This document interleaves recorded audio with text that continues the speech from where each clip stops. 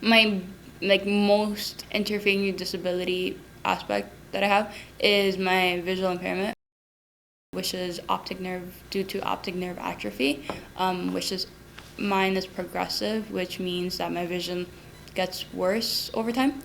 Scientists still don't know to what point it could get worse. They don't know if I could go completely blind or not. I have gone from 2100 to counting fingers, which is past 21,000, which is pretty bad.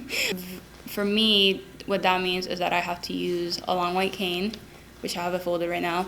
I have to use my computers, my phone, with Zoom or with VoiceOver and JAWS, which are screen readers. So you have to use a lot of technology, a lot of different adaptive stuff to maneuver around and do what everyone else does, do it my way. When I first got here, I'm very resourceful, so I found the Bureau of Services for Blind People, which is a state services agency. I applied, I got my counselor, I asked them that I need to get orientation mobility training, I need to get adaptive technology training. I knew what I needed, which is great for me because I know how to navigate to get my accommodations and get my training. But a lot of people don't know how to do that, especially if they're new to being visually impaired, or they might be here in Michigan and they don't know of all the resources that are out there. So GRCC doesn't provide that. They don't provide orientation mobility. They don't provide sighted guides or stuff like that to help you find your classes, or even just help you navigate around campus. You have to look for that yourself. GRCC complies with the ADA, and the ADA is great. The ADA checks for certain things that need to be in place for people with disabilities, but they don't check for everything. So they don't check for every little stuff here and there that could be a barrier. For example, finding the entryways of buildings. For example, this building, the main entrance, which is right in the middle of the cook hall and the RJF hall, in the first floor.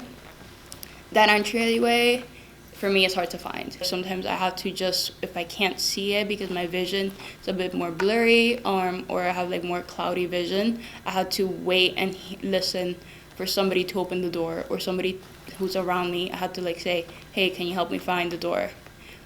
Which isn't a huge deal for me because I'm used to that, but it's almost not fair for me to have to go to those extreme measures or to that length to, get to my class. The elevators is another thing. There are many elevators that I only use the elevators here for the most part. And the elevators are great because I get to where I need to go. But for me, it's hard to get to where I need to go. So if I'm in a rush, I might be reading off the Braille. And for example, in this building, there's G1 and G2 and 1 and 2. And the G is before the number.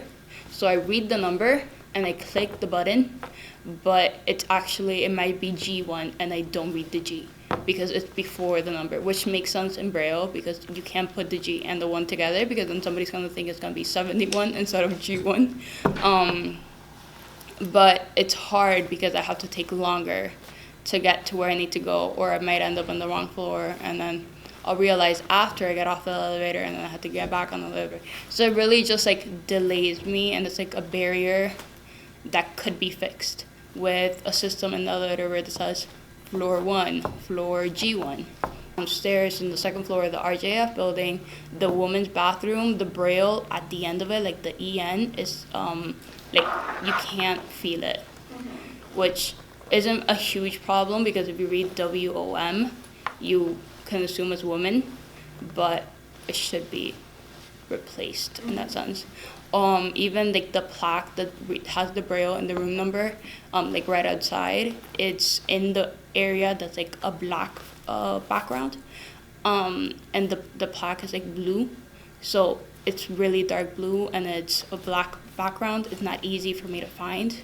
I have to look hard for me to see it, but it could have been easily put in the white background, which is on the other side of the door. It's little things like that that don't go against the ADA, but could be barriers for people who are visually impaired. I reached out to DSS, my DSS counselor. I talked to her about my problem.